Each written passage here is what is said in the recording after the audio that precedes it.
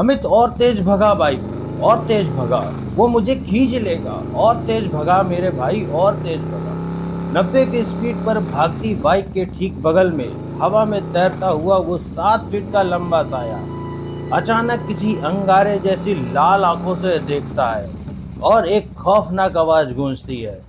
हा हा हा हा। अगर एक पल और मेरे इस चंगुल में रहते तो तुम दोनों को हमेशा के लिए इस अंधेरे में गायब कर देता। नमस्कार दोस्तों, स्वागत है आपका द माया लोक में। आज की ये रोंगटे खड़े कर देने वाली सच्ची घटना मध्य प्रदेश के एक इलाके से हमारे ही एक सब्सक्राइबर ने भेजी है। सुरक्षा कारणों से हम यहाँ उनके असली नामों की जगह काल्पनिक नाम रोहित और अमित का इस्तेमाल करेंगे। तो चलिए सीधे चलते हैं उस डरावनी रात के सफर पर। यह घटना मध्य प्रदेश के एक ग्रामीण इलाके की है। रोहित और अमित बचपन के गहरे दोस्त थे। उस रात दोनों पास के ही एक गांव में अपने एक दोस्त की शादी में शामिल होने के लिए गए थे। शादी के माहौल में नाच गाना और हंसी मजाक चल रहा था, जिसके चक्कर में समय का अंदाजा ही नहीं रहा। जब दोनों ने वापस अपने गांव लौटने के लिए बाइक निकाली, तब रात के करीब 1 बज चुके थे। दोनों गांवों के बीच का रास्ता बेहद सुनसान था। सड़क के दोनों तरफ बड़े बड़े घने पेड़ और झाड़ियां थीं। सर्दियों की शुरुआत थी, इसलिए हवा में एक अजीब सी कपकपी और हल्का कोहरा भी छनने लगा था। अमित बाइक चला रहा था और रोहित पीछे बैठा था। बाइक की हेडलाइट की रोशनी के अलावा दूर दूर तक सिर्फ और सिर्फ एक घना पसरा हुआ सन्नाटा नजर आ रहा था। रास्ते में ना कोई दूसरी गाड़ी दिख रही थी और ना ही कोई इंसान। चारों तरफ एक खौफनाक सन्नाटा था, जिसे सिर्फ उनकी बाइक की आवाज चीर रही थी। बाइक अपनी रफ्तार से आगे बढ़ रही थी। अचानक अमित ने जोर से ब्रेक लगाया। बाइक थोड़ी सी डगमगाई और सड़क के बीचों बीच रुक गई। पीछे बैठे रोहित ने घबरा कर पूछा, क्या हुआ भाई? अचानक ब्रेक क्यों मारा? अमित ने बाइक की हेडलाइट सीधे सामने की तरफ घुमाई। सड़क के ठीक बीचों बीच एक छोटा सा मखमली सफेद रंग का खरगोश का बच्चा बैठा हुआ था। उसकी लाल लाल आंखें हेडलाइट की रोशनी में चमक रही थी। वो इतना छोटा और मासूम था कि कोई भी उसे देखकर पिघल जाए। रोहित ने कहा, यार अमित, इतनी कड़कती ठंड में ये छोटा सा बच्चा यहाँ कैसे अकेले बैठा है? इस सुनसान रास्ते पर तो रात में सियार और जंगली कुत्ते घूमते हैं, वो इसे नुकसान पहुंचा सकते हैं। चल इसे उठा लेते हैं, अपने गांव ले जाकर छोड़ देंगे। अमित को उस पर दया आ गई। रोहित बाइक से नीचे उतरा, धीरे से आगे बढ़ा और उस खरगोश के बच्चे को गोद में उठा लिया। वह बच्चा बिल्कुल शांत था, मानो उसे इंसानों का कोई डर ही ना हो। रोहित वापस बाइक पर पीछे बैठ गया और उस छोटे से खरगोश को अपने दाएं कंधे पर आराम से बैठा लिया। अमित ने गियर डाला और बाइक फिर से चल पड़ी। शुरुआत के 2-3 किलोमीटर सब कुछ बिल्कुल ठीक रहा। रोहित उस खरगोश के पीठ पर हाथ फेरता रहा, लेकिन जैसे ही बाइक रास्ते के सबसे सुनहरे हिस्से पर पहुंची, रोहित को अचानक अपने कंधे पर एक अजीब सा भारीपन महसूस हुआ। उसे लगा कि जैसे वो छोटा सा खरगोश अचानक भारी हो रहा है। रोहित ने सोचा कि शायद थकान की वजह से ऐसा लग रहा होगा, लेकिन आगे ही उसके होश उड़ गए। उस खरगोश के छोटे छोटे मुलायम पैर अचानक लंबे होने लगे। वो पैर रोहित के कंधों से फिसलकर धीरे धीरे उसकी छाती और गर्दन की तरफ बढ़ने लगे। खौफ के मारे रोहित का सांस लेना भी मुश्किल हो गया था, जैसे कोई पीछे से उसे अपनी तरफ खींच रहा हो।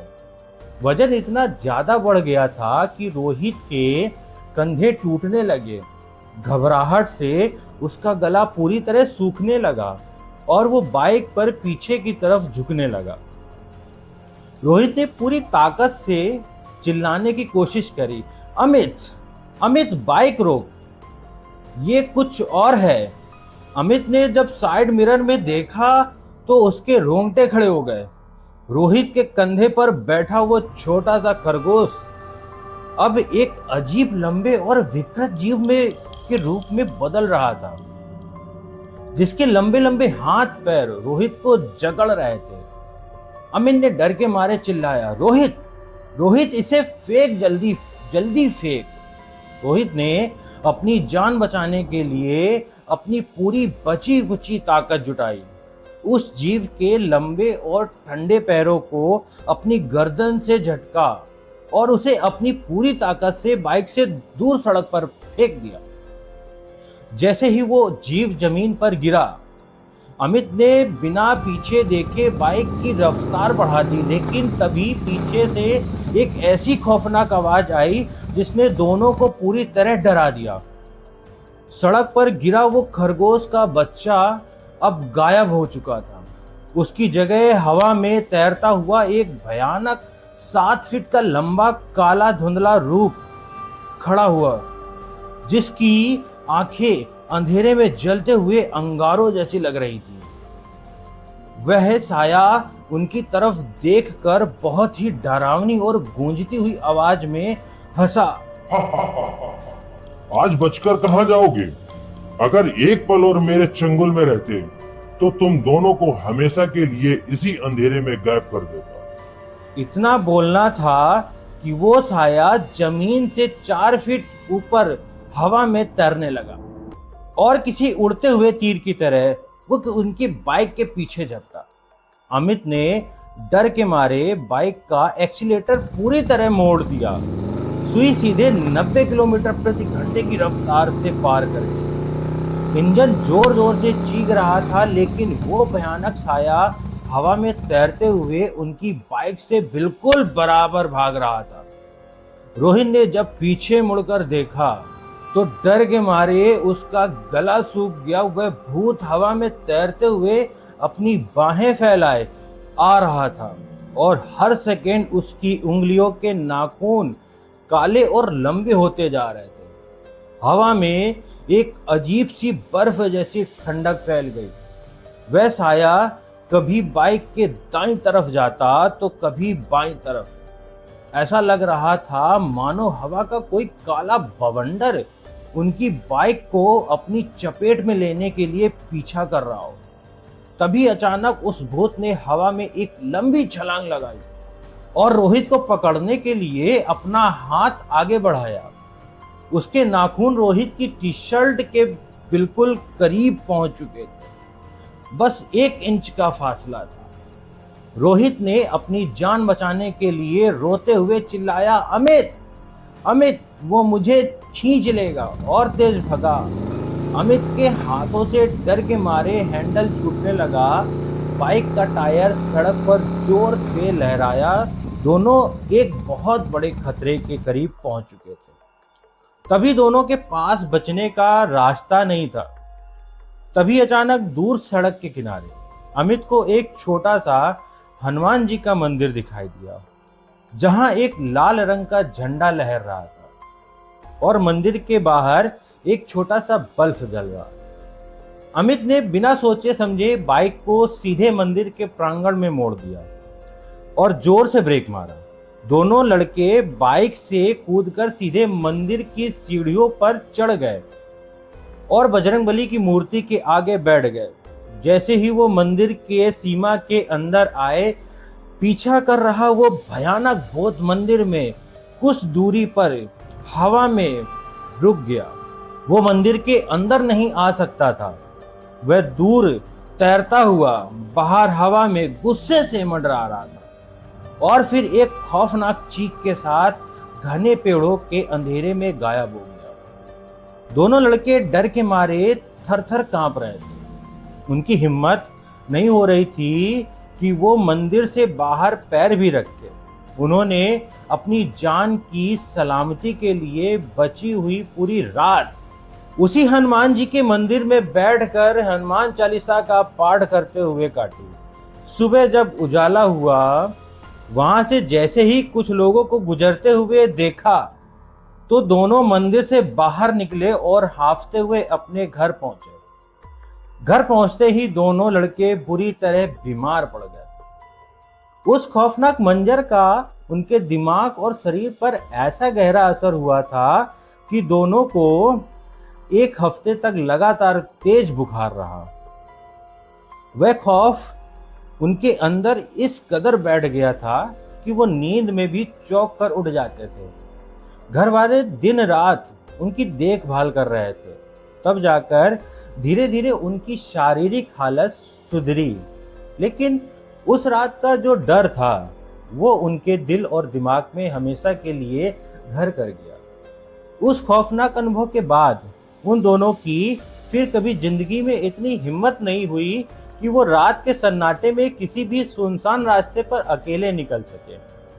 आज भी अगर कभी रात को उन्हें कहीं जाना पड़ता है तो उस भयानक साय की याद से ही उनकी रूह कांप उठती है। वो समझ चुके थे कि वो कोई आम आत्मा नहीं बल्कि रास्ता भटकाने वाला एक मायावी छलावा था जो मासूमियत का मुखौटा पहनकर इंसानों को अपनी जाल में फंसाता है। दोस्तों, रोहित और अमित आज भी जब उस रात के बारे में सोचते हैं तो उनकी रूह कांप जाती है। उस घटना के बाद से उन्होंने रात के समय किसी सुनसान रास्ते पर किसी भी अनजान चीज को, जानवरों को हाथ लगाना हमेशा के लिए बंद कर दिया। तो दोस्तों, द मायालोक पर आपको ये मायावी खरगोश की सच्ची घटना कैसी लगी, हमें कमेंट बॉक्स पर लिखकर जरूर बताइएगा। अगर आपके पास भी आप ऐसी ही घटी कोई सच्ची या डरावनी घटना है जिसे आप दुनिया के सामने लाना चाहते हैं तो अपनी कहानी हमें नीचे डिस्क्रिप्शन बॉक्स में दी गई हमारी ईमेल आईडी पर लिखकर जरूर भेजें। हम उसे अपनी अगली वीडियो में आपके नाम के साथ शामिल करेंगे। और हाँ, कमेंट में जरूर बताएं कि अगर अमित और रोहित की जगह उस रात आप होते तो आप क्या करते। वीडियो को लाइक और चैनल को सब्सक्राइब करना ना भूलिए। मिलते हैं आपसे अगली खौफनाक कहानी में। तब तक के लिए सावधान रहिए, सुरक्षित रहिए। धन्यवाद।